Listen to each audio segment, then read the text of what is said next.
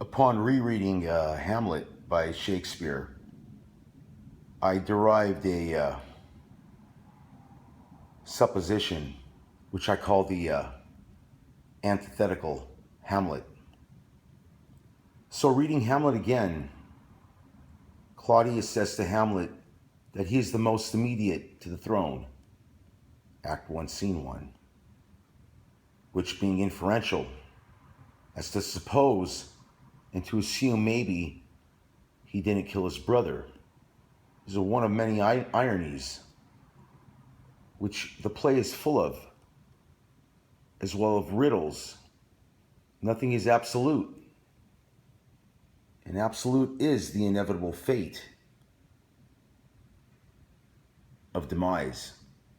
Hamlet's superior intellect is his Achilles for indecisiveness of action.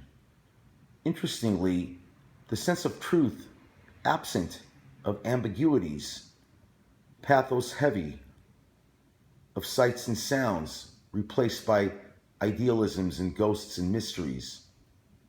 This is a political attack, rather a revelation of mindfulness.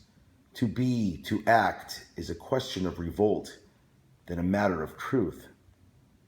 And that's Shakespeare.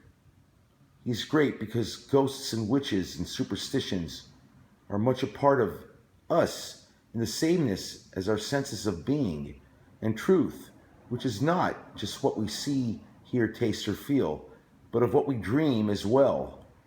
His truth is always absolute, however, and Hamlet is always concerned about man's incapacity of retaining the higher moral ground, and he takes his wisdom from the Bible, and so many of his quotes are taken from Proverbs, like Levin. The corrupt act spreads itself and ultimately ends tragically. He is very absolute in his wisdom. True, he makes sense.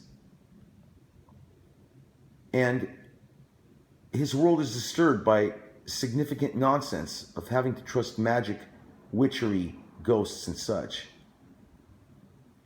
I think the event of his father's death blinded his sense of logic, stuck like a religious awakening that blinds us from a sense of reality into an impressive sense of the ideal God, heaven, love, etc.